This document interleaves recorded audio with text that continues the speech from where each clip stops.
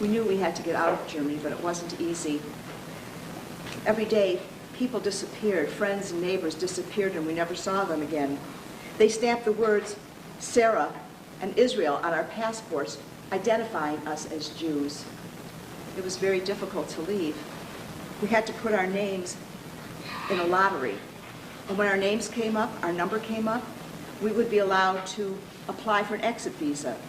And once we got the exit visa, then we had to find someone in America that would sign an affidavit saying that they had enough money in the bank to take care of us in case we couldn't find a job or we couldn't work.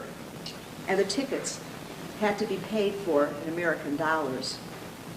We waited a long time. It took us over 5 years in order to leave.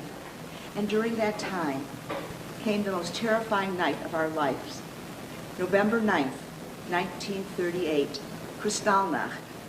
Crystal night in English, which sounds pretty. But in German, it meant the night of the broken glass. German thugs and hoodlums went on a rampage, and they destroyed over 7,500 Jewish businesses, schools, hospitals, and cemeteries. Hundreds of synagogues were burned to the ground, while the police and fire stood by to make sure that no German and Christian businesses and churches were burned down.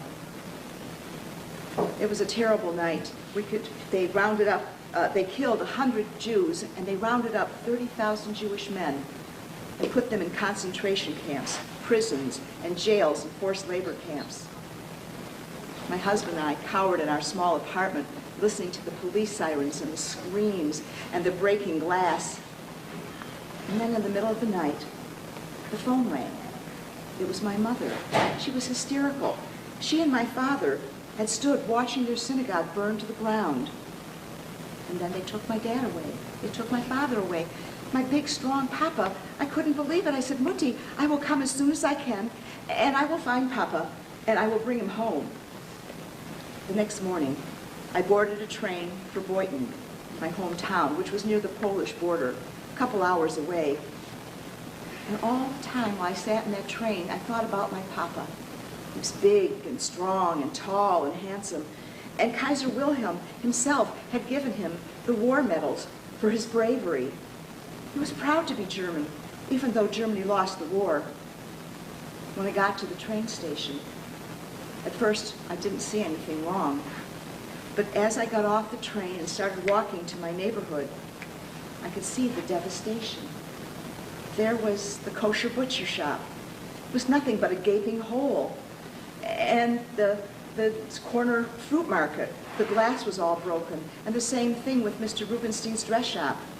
And even the bakery, where Mrs. Goldberg used to give me a cookie when we'd come for bread and I was a little girl. They were just destroyed. And then I came to a huge pile of smoldering rubble. A beautiful synagogue was gone, simply gone. The twin arches, the twin columns and the beautiful arches, gone. When I reached my block and came to my father's shoe store, the glass was all broken, counters were turned over, shoes were strewn everywhere, and on the walls in yellow, bright yellow paint were written the words, Jude, Jude, Jew, Jew. I climbed the stairs up to the apartment above the shoe store and let myself in. My mother was cowering in a corner. She was huddled and a glazed look in her eyes. I went up to her and wrapped my arms around her and said, Mutti, I will find Papa. I will bring him back. It'll be okay. I went into my parents' bedroom and I pulled out my father's bottom drawer of his dresser. And inside were the 2 black boxes that held his medals, right where I knew they would be. Inside one was the Hindenburg Cross, and the other one, the Iron Cross. I put them in the pockets of my coat, and then I buttoned my coat, and I straightened my hat, and I squared my shoulders, put on a fresh coat of lipstick, and I marched down the stairs and walked the 3 blocks to the Gestapo headquarters. I pushed open the heavy wooden door and walked inside. There was a soldier standing at one end of the lobby at attention, and as I walked up to him, he clicked his heels and raised his hand and said, Heil Hitler! I said to him, my father, they took my father last night. There's been a mistake. He's a German war hero. I must see your commandant. The soldier looked me up and down, gave me a smirk, and I could feel my hands begin to shake and my knees began to knock and my throat became dry and I was scared to death, but I looked at him and I didn't turn away. Finally, he opened up the door behind him and let me into the commandant's office.